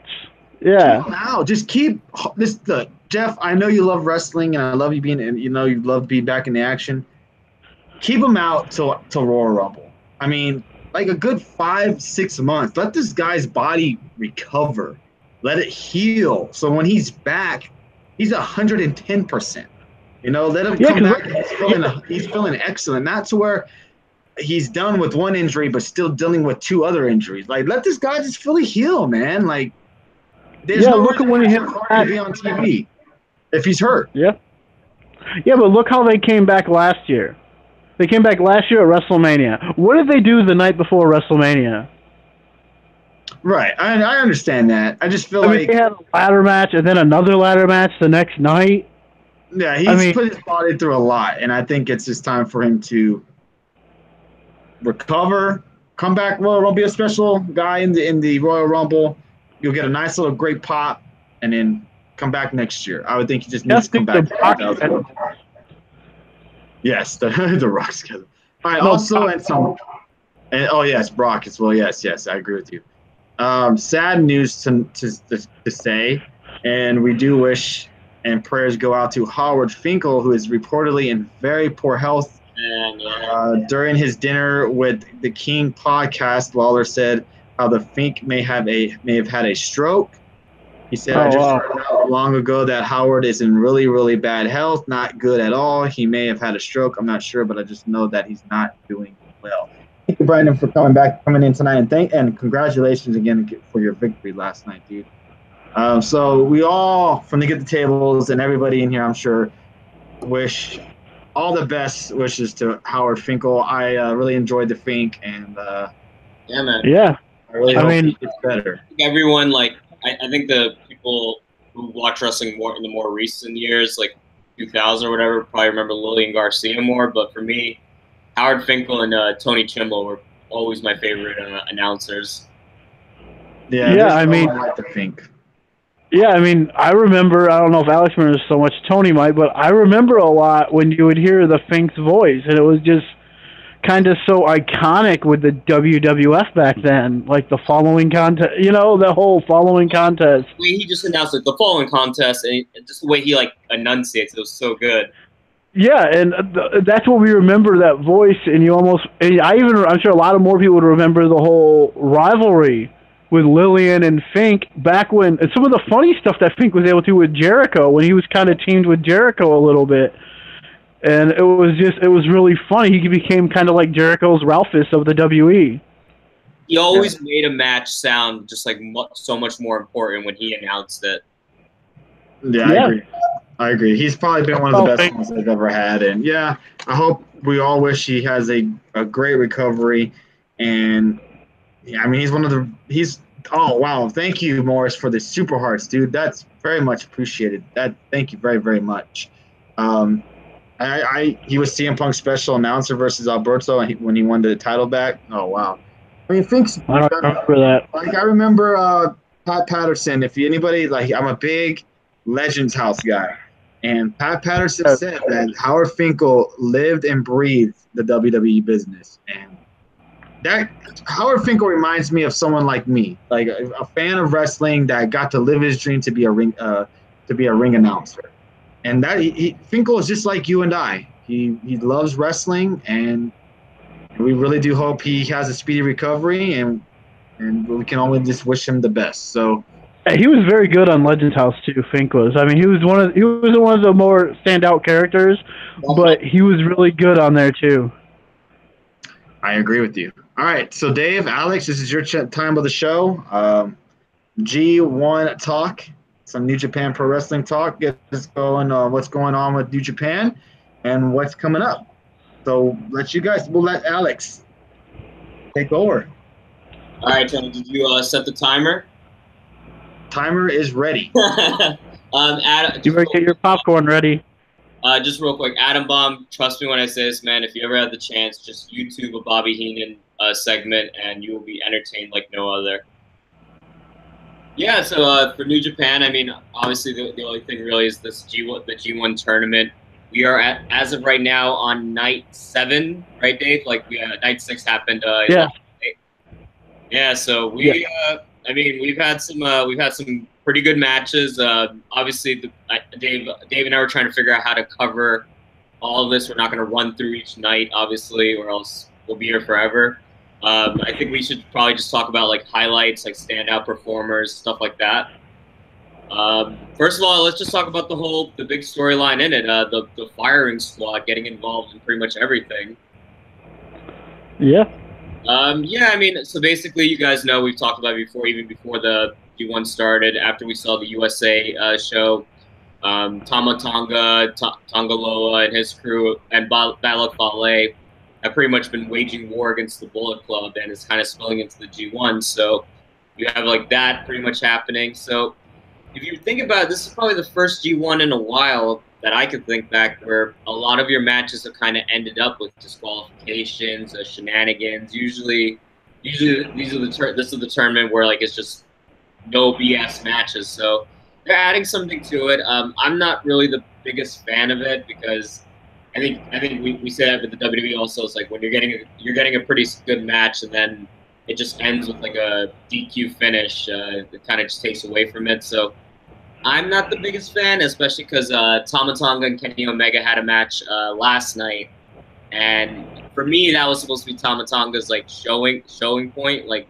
to show, hey, he's getting the biggest push right now currently, and they just wanted to go back to shenanigans basically. And I'm not the biggest fan of it. I don't know, Dave. What do you think? Yeah, I was kind of surprised. Like last week, I told you I was shocked that that's how it. With the whole Jay White stuff was going on, with all the shenanigans and how that ended and stuff like that. And I think it was last Saturday when they all just jumped Adam Page, you know, and it's like, okay, this is kind of different for me. I thought we were just straight up wrestling. So, yeah, it's a different, but I understand. I get why they did it today or last night, whatever you want to say. But just because, do they really want to blow off a big match with Tama Tonga and Kenny Omega in this G1 tournament, or do they want to save it for something else? Maybe they have a bigger match planned where the firing squad versus the elite, you know, in a big blow-off match. Maybe at next year, you know, at the what is it? Maybe that ROH show even they do for WrestleMania weekend, something like that. So maybe they got a bigger plan for it. That's why they just want to blow it off like, and then after like today, one of their on day 7 or 6. Yeah, no, I agree, and that's a good point. I'm just not the biggest fan of like when it comes to like tournaments in general. Like you have DQ match, I feel like with just tournaments, it should just be the 2 people involved. But in that sense, yeah, I agree with that. And Tony, you'll be happy to hear that the current leader of the whole G1 tournament is your boy Jay White. He is 3-0. Thank you for the super hearts. Really do appreciate that. I've been hearing that Jay White has been doing quite well in the tournament, and he's having some issues with grabbing referees. Yeah. Oh, he's gonna be in some trouble tomorrow. Let's just say that. Yeah, he's going full. He's going all the way with this character, which I like because I think we've talked about it before. Like Tony, like a lot of people aren't the highest on Jay White, and somebody had put it so perfectly on Twitter that if Jay White had joined the Bullet Club, everyone would be jizzing all over him. But instead, he decided to be different and say "fuck the Bullet Club," and just decide to do his own thing, which I like a lot more. I think just being booked into the Bullet Club is kind of a lazy way for a new guy. I think going out on his own, just establishing himself, I think it's good. So I can see Jay White definitely. He could possibly win his block. Now I saw in the chat he's taking on Suzuki. Is that correct? Oh yes, he is. That's going to be a lot of fun. And Suzuki's been another one who's always fun to watch. He hasn't had the best bout this tournament. I think he's like, what is he, Dave? Like 1-2. He's only won like one match. Yeah, he beat Yoshihashi, so yeah. Yeah. Good for him. There's one scene, if anyone wants to watch, just for the comedic aspect. Suzuki lost his match, I think, against Makabe, and he just went over to the commentary table and kicked the rail, and Callis is just screaming like a girl, like running away. It was just really funny. But yeah, in terms of my favorite performers out of this tournament, I'd have to go with Jay White just for his heel work. In terms of just pure performance, though, I'd have to go with Kota Ibushi, Zack Sabre Jr., Ishii's always another great highlight, and definitely Naito. I think they've been putting out some great stuff consistently. What do you think, Dave? Yeah, I mean, really, I mean, last weekend is still one of my favorite matches, but there's been some other really good ones too. But if anyone hasn't seen Zack Sabre and Kota Ibushi, man, need to go watch that match from last Sunday, because that match was freaking awesome. Yeah. I mean, that was a great wrestling match. It really was. But, man, there's some other matches that happened over the week that were freaking I just loved. Like, I can't think of his name, but I think it's like, I don't want to say his name wrong, but it was Suzuki and, what is his name, Makabe? I think I messed it up. There you go. That match. If you don't like high spots, go watch that match. I mean, because that match was just straight up physical fighting and just killing each other. I mean, this match is bad. It's funny because they're like, okay, Juice, if you use your cast, you're disqualified. What about Suzuki? He's using everything that isn't nailed down to hit someone with, but yet he's not disqualified. But Juice is if he uses his cast. So yeah, and another good match I really enjoyed was Michael Elgin and Adam Page. That match is fun to watch too. Yeah, definitely. And I just mentioned Juice. He's been killing it as a babyface, man, especially with the cast. Like, so he already has like an injured hand. Like, they're really playing that into the storyline. So the crowd loves Juice. I don't think anyone remembers CJ Parker anymore. Okay, all right. What else? Anything else New Japan related going on? Anything to look forward to? Based on how the tournament's going, I had Okada going to the finals, but I really do think the finals is going to be Jay White versus Kota Ibushi. That'd be good. Versus Kota Ibushi. Okay. Hey, we also got. He talked about Okada losing the last couple times, but Okada and Adam Page had a match, and it was a really good match. And Okada finally got his first win of the tournament. Yeah. So yeah, that was a good match too. I mean, good to see that. I mean, and also I think there's a lot of, like you're saying, a lot more shenanigans. And you look at the blocks. I mean, it's kind of completely different. Yes, I mean the A block is good, but there's so much more interest in the B block. I mean, it's just so much more matches, and you want to say, okay, I got to see this. And this is going to be good. And yeah, and that's how I look at it too. And it's like, man, is this usually how it is? Like, one block is usually way better than the other block? Yeah, they definitely, it's very uneven in terms of the block division. I mean, on block A, you have Jay White, you have Jay White, you have Okada, and even Hangman Page has been doing pretty well. But definitely block B with like Kota, Kenny, Naito, Ishii, and all those like that. They definitely have, I think, and Zack Sabre Jr. I think they're having a great one. But I gotta say, man, I think I'm just loving Zack Sabre Jr. more and more every time I see him.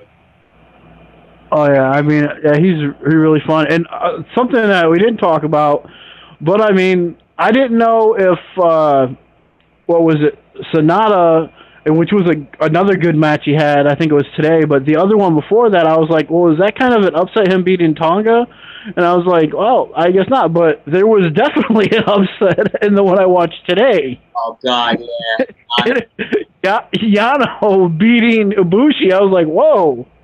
Yeah, Yano has to do that every once in a while, but he's always just entertainment value, just to have him in. But yeah, he's there for those really random wins that you're just like, oh, okay. But yeah, it should be fun. We're still going strong. What's today's date? The 21st, I think. Yeah, correct. Yeah, it's the 22nd. So we still got a lot of matches. So 2 Saturdays from now, we're coming towards the finals. So still got a long way to go, guys. So we'll keep you posted every Saturday as always. Oh, okay. All right. That sounds good. Any matches? What are the next matches? Are they today? Tomorrow. Yeah, like tonight, tomorrow. I think the big one is Suzuki versus Jay White coming up for sure. There's another one too, but I can't remember what it was I wanted to see. Yeah, I'm trying to just see the card. But Dave, any other thoughts while I just bring it up real quick? Yeah, I mean, a lot of these matches on this thing have been really good. The A block, not so much, but man, Sonata has been just killing it, though. I know, Tony, you've been really high on him, too, but man, I mean, he's been doing great in this tournament, which I wasn't really that high on him before going in this, but man, he's been having some great matches. And I mean, Goto and Kenny Omega, I mean, they had a great match. I mean, they really did. And I mean, it's awesome. And something funny to talk about, because I don't know if we were going to talk about it at all, but there was a little Q&A at Comic-Con this weekend, and someone asked AJ, who are you with, Team Kenny or Team Firing Squad? And he said he was never the leader, and he was always Team Firing Squad. So that's interesting. And even, I can't think of his name now, but he even quoted the tweet, so yeah. Yeah, well, I mean, I clearly AJ's still bitter that Kenny kicked him out of New Japan, but no, yeah, even back then, like it's always been AJ, Tonga, Fale, Carl Anderson, Gallows, pretty much the crew. Yeah, they even have a shirt, Gallows and Anderson. I think it's on WWE Shop that says the BCOG. Yep, basic. Yeah, they have that with Balor. So yeah, and obviously AJ's really close with the Young Bucks as well. Like Tony and I we've talked about in this group for the all of today. Like it's no AJ does not hide the fact that he wants the Young Bucks to come to the WWE. So we can talk about that. But yeah, just to close up on New Japan, tomorrow is Block A. So we have the 2 big matches, really, for me at least, is Tanahashi versus Hangman Page. I think that's going to be great. Jay White versus Minoru Suzuki, I think, is going to be a lot of fun because it's like 2 heels who just want to beat the shit out and want to just hurt each other. It's going to be great.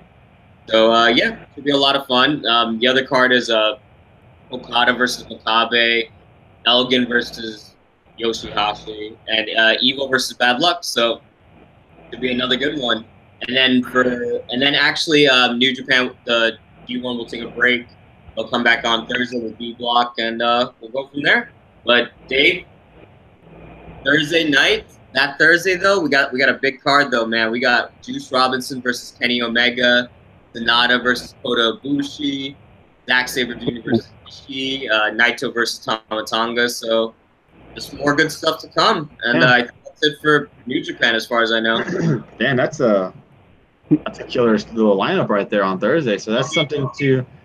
Tony, just so you know, I went over the 2-minute block, so I will be charging you extra. I'll check my Venmo. Thank you.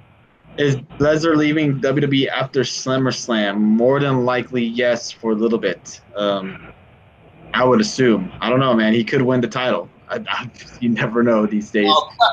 We'll know more around SummerSlam time, but I'm sure you'll be here again with us. And thank you again for the Super Hearts, Jeffrey Cross as well. Thank you again, everybody, for joining us. Young Buck talk. Is there anything really you guys want to talk about that? I know AJ Styles kind of teased that Omega and the Young Bucks are not with WWE yet. Kind of just, I don't think he was really meaning anything out of it. I think it was more just him kind of just teasing the crowd because the crowd wants it. I mean, everybody. I don't know if everybody wants them to come, but I'm sure that's what AJ would love to have his buddies come along with WWE. But Oh, for sure. Alex, anything you want to say about the situation, or is there really nothing to talk about the situation? Well, yeah, and if you guys remember when AJ did an interview, I think a year within his sign, when the first year he got signed, he said the original before he left, he went up to the Young Bucks and told them, "Hey, I'm going to WWE and I want to bring you guys with me." And so he's never hidden the fact, but maybe we could just talk about what we've been talking about in the chat. Just so let's see how the Get the Tables family thinks. The Elite coming to the WWE. Tony, you're still going with 2019? I think what you said, the most logical thing is for them to do another All In, and being the last one that they do. Yeah. Kind of ride out to the sunset, because I do think eventually, I know that there's positives and negatives about the Young Bucks going to the WWE, and a lot of the negatives are being how they're booked and how they're portrayed in the WWE. How the tag team booked. Correct. And I'm sure the positives is them being in the WWE, just having a legit tag team and seeing the Young Bucks on your TV screen every week. But my thing is, I don't see why they would not go. They would not go, exactly, because after all, if you think about it, they've done absolutely everything in the independent scene. They've done everything in ROH, and they've done pretty much everything in New Japan Pro Wrestling, but other than have won single titles. So if their goal is to win tag titles on every main show, you would have to think that WWE would be next in line. Now, do I see it happening next year? Most likely not. 2020, I could see it happening around WrestleMania time. I don't see why not. But sooner than later, WWE is going to stop offering them contracts. I don't know about that. I think I agree. I think it's hard to argue that the Young Bucks aren't at their hottest right now, and I don't even think it's necessarily because of the tag team styles. I think it's like we've been seeing, like with the being the Elite, All In, like kind of just what they're doing for the independent wrestling scene overall. But I think if the independent wrestling scene with them in there keeps picking up fire, I think the offer's just going to keep going up. Now, my question for you, Dave, is if the Young Bucks did perhaps go to the WWE, do you think they would lose? I'm trying to think of the popularity. That aura. No, not popularity. No, because they're still. Would look at fans turn their backs on the Young Bucks. Oh, you mean because they kind of sold out and went to the WWE? Basically, yes. I think a lot of fans who are watching them now in Japan, New Japan and ROH, yes, they would. A lot of those hardcore. I don't know if they would really turn their backs on them, but I mean, they would kind of. Maybe they did sell a little bit. Maybe for the most part, people who watch New Japan on a regular basis, like Alex, Red Sox fan, Adam, guys like that, Bob Aruski, don't necessarily like WWE and don't want their guys that they like in New Japan in the WWE. Is that a fair point to make?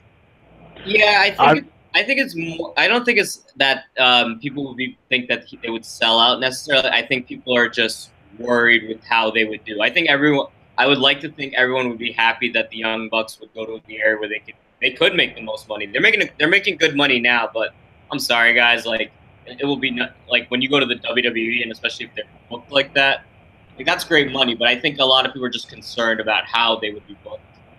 Yeah, I mean, think about this. You're gonna have Super Kick Party T-shirts at freaking WeShop.com. They would sell out, would kill the merchandise. They really would. And imagine the Elite versus New Day would really be interesting. Woo! And I mean, just imagine that. That'd be fun. And there's a lot of fun stuff they do. My only problem with it is I just don't trust WWE's booking. Because look at when the clubs came in. Look how long it took them to actually win the tag titles when they came in. And how they misuse them. I'm not saying they're nowhere near as popular as the Bucks are right now. No. But, I don't know, that whole thing. And you know what? I was thinking about this the last few hours, too. And I was like, you know what? What if they all do go... What if they all do go to WWE, all the guys, even Cody, Kenny, and the Bucks? what if this is the reason we're seeing this kind of split between the Bullet Club right now?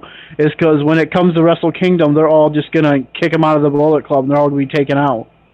Yeah. And I mean, what if that's why we're getting the split, and the Tongas are gonna be taking over the Bullet Club and bringing new people in? Cody is definitely someone who I think shouldn't go back to the WWE. I think. Oh, really?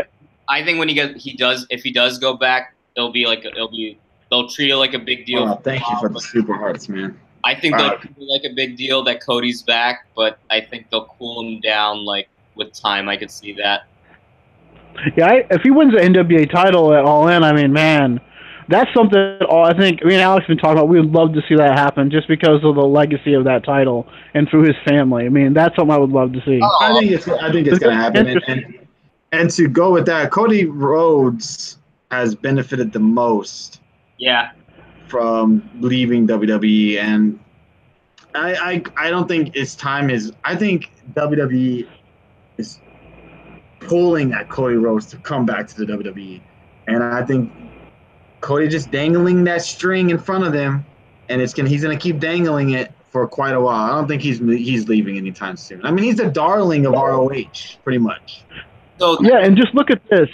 You could easily have your own Bullet Club in the WWE with AJ, with Gallows and Anderson, with the Young Bucks, with Kenny right there. I mean, you really could. If they want to go that route, they could. I'm not saying they would, but I mean, it would definitely be something interesting if they want to go that route. I mean, I would hate to see it because, like you said on the chat, Alex, it's just Vince buying the competition up, and that's one thing that's been so exciting about New Japan and ROH. You have the Young Bucks and Cody and Kenny. Those are the most popular guys right now.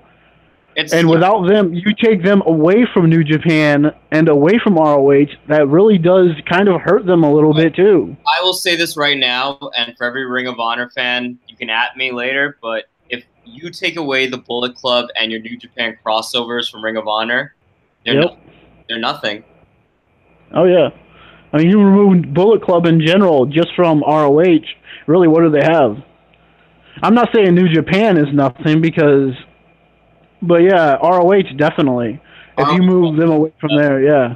Like, I watched Ring of Honor had the Honor Rising not Honor Rising, one of their specials on Friday, and honestly, it's kind of been the theme about their last few Ring of Honors. It's like all the matches under have not been really anything special to make you say, oh, I'm going to stream it or I'm going to recommend it to you guys to watch.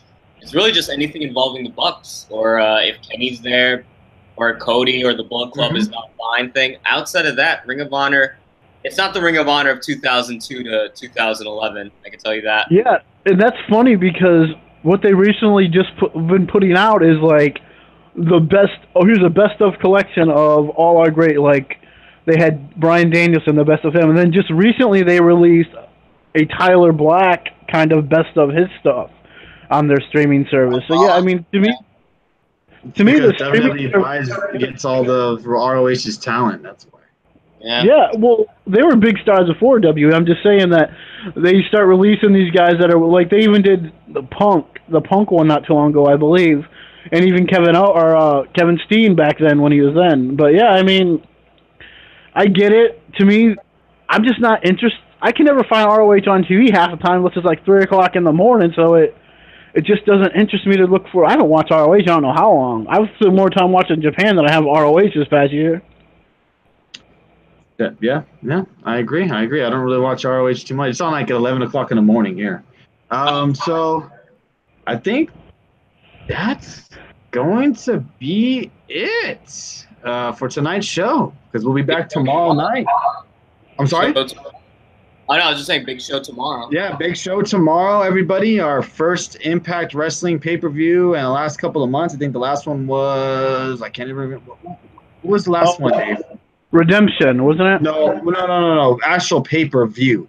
Wasn't that a pay-per-view? The Redemption? Was it a pay-per-view?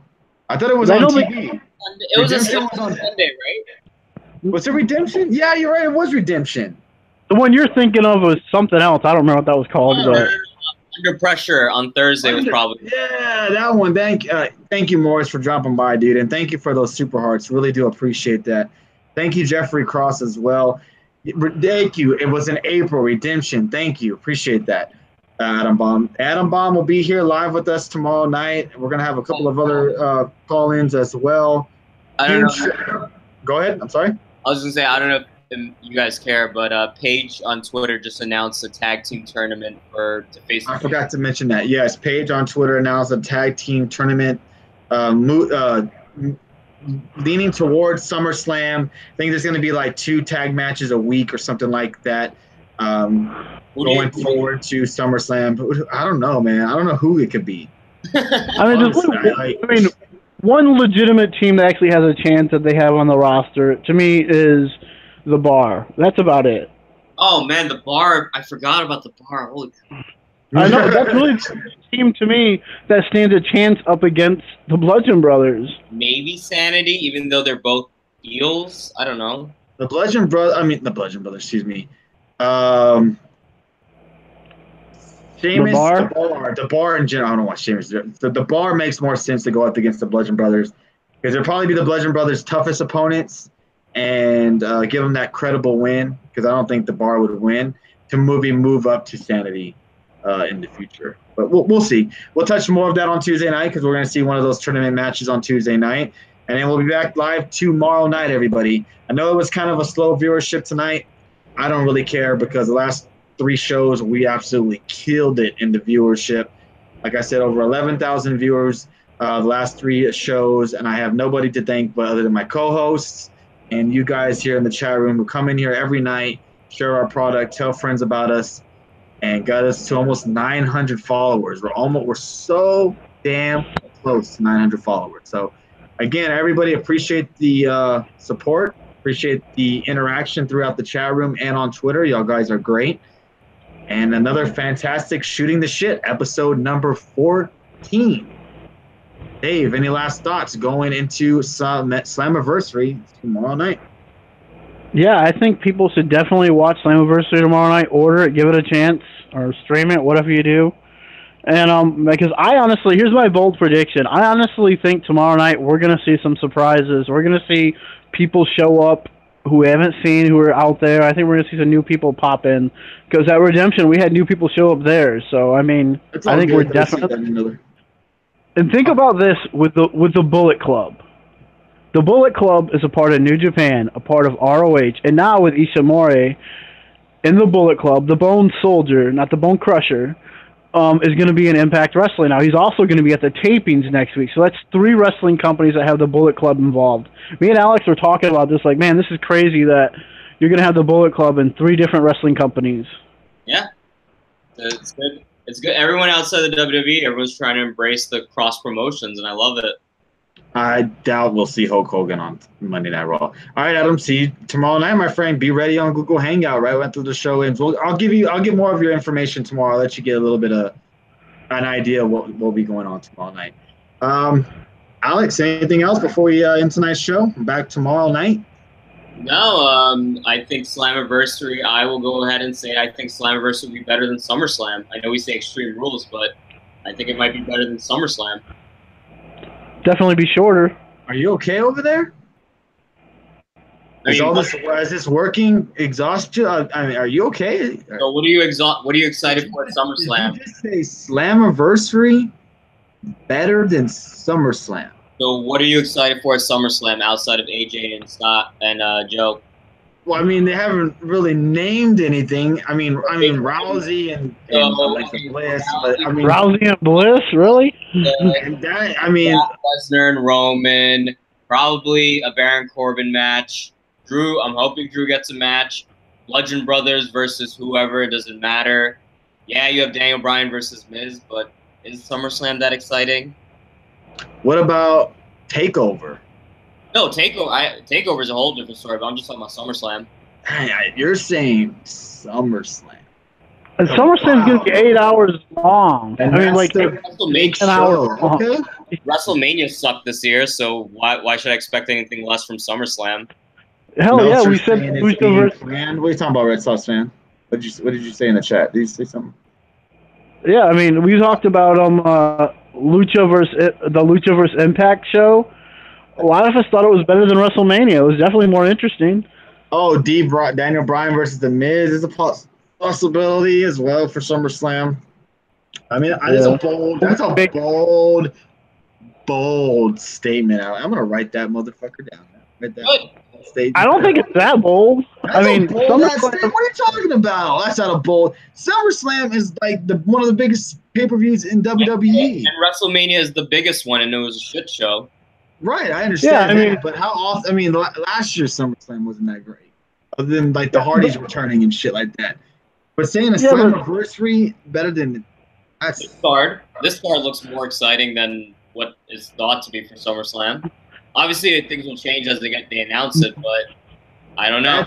I'm honestly shocked to hear you say that. Like seriously. yeah, a 3-hour show versus a 10-hour show. I mean, come on. I agree with you. The length of the shows hurt.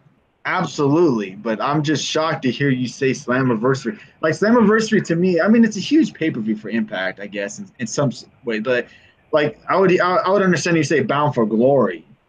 Like a bit better than SummerSlam, but Well, you could even look at Slammiversary as, honestly, even though they say it's Bound for Glory, but Slammiversary, honestly, is their biggest pay-per-view of the year. Because that's where it all started with Impact or TNA back in the day with fair point. Slammiversary. Fair point. Fair point. Fair point. All right, well, that's gonna pretty much wrap it up tonight. Don't forget, we'll be live tomorrow night. I think the show is 3 hours long, so it'll be about 11 Eastern ish when we get on here after the show is over.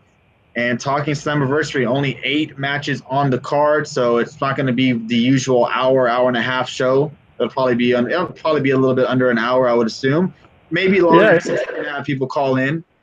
But Yeah, and another point really quick is, yeah, you said 8 matches Slammiversary. SummerSlam's probably going to have 20 matches.